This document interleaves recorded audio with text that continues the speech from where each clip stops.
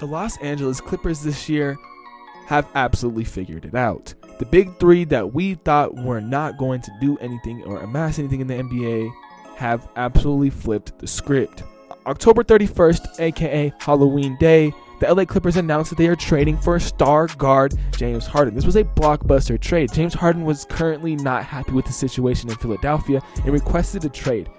He lands over to LA, and now they have their star guard, the man himself, the system that's going to take this team to a finals team. Well, we were wrong.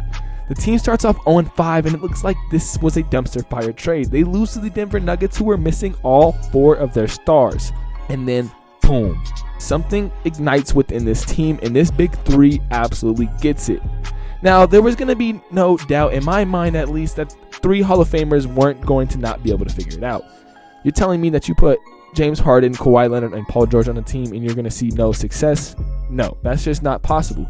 It was just the time it took to see the success that was freaking people out. James Harden is a legitimate system. He is a bucket getter and someone that can actually facilitate the floor. Now, I spoke about this in a previous video that facilitating point guards, or you could say the point traditional guard, is a dying position. Now, James Harden is a traditional point guard, but he's a traditional point guard that can get buckets.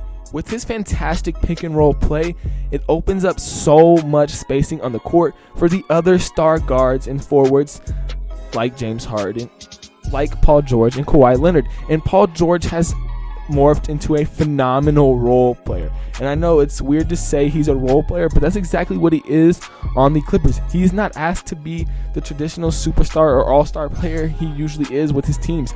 He is kind of molded into a more of an off-ball, third option type of guy. And James Harden has into the role of a point guard, facilitator / scorer, and Kawhi Leonard has remained the best player on the team.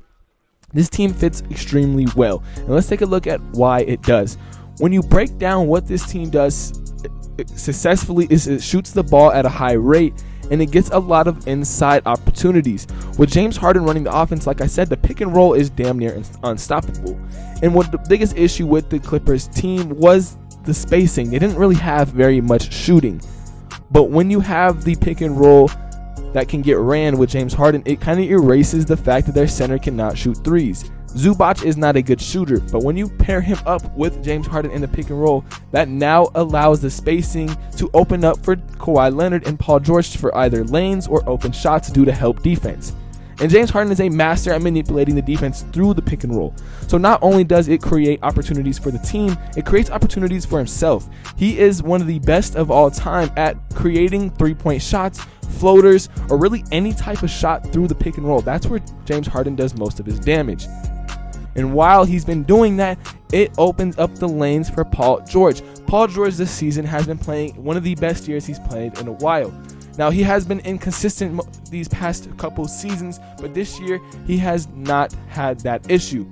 Paul George is averaging just under 24 points per game on 42% shooting from the three. And when I say he's a role player, that doesn't mean his stats are going down. No, it just means that he's found the role to play on this team, and that is to be a perimeter defender that can shoot the ball and get buckets when needed to. He doesn't have to do much in this role. In fact, he's having one of the most efficient seasons of his entire NBA career because he's found that role and he's found that spot that he feels comfortable in. He's shooting 47% from the field, which is highest out of his entire career, as well as 42% from the three, like we said earlier, which is the highest of his NBA career.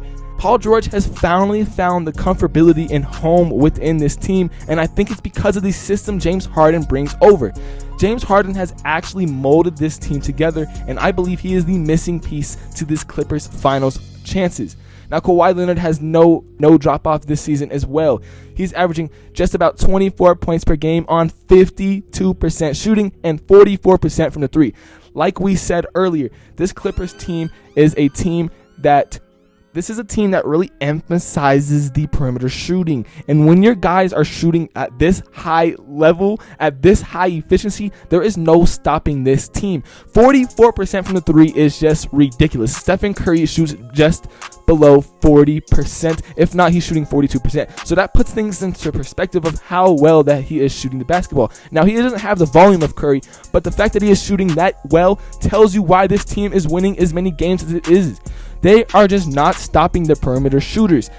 Kawhi Leonard is a two-way, okay? Paul George is a two-way. This team isn't a team that just shoots and runs pick and roll. It's a team that plays defense, and that is also why this team is so dangerous. James Harden has been doing his thing, averaging about 17 points per game, as well as 8.5 assists, being 6th in the NBA. Like I said, he actually is legitimately a system. Now, his points per game is a little bit low because that's not what he's asked to do on this team. He is here to facilitate and create buckets for the team and himself.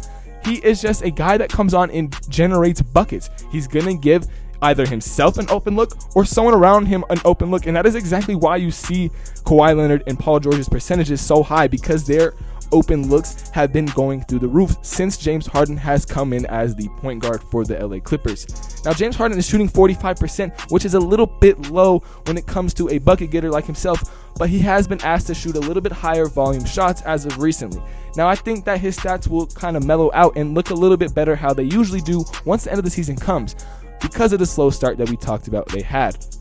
The LA Clippers are absolutely terrorizing the NBA. I don't see a legitimate team that can compare with them if they continue to play the efficiency and at the level they are playing at right now. Other than the Denver Nuggets, maybe the OKC Thunder can compete with them, but with these types of veterans and the type of playoff successors they already have on the team, makes them a legitimate scary finals contention team.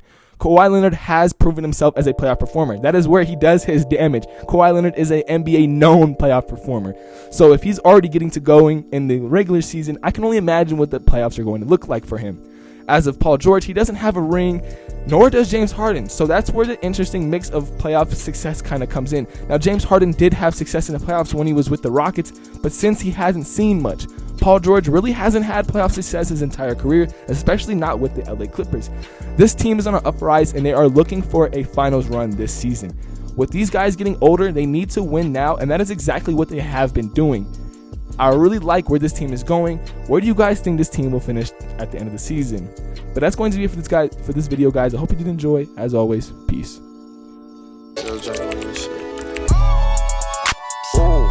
Hop in that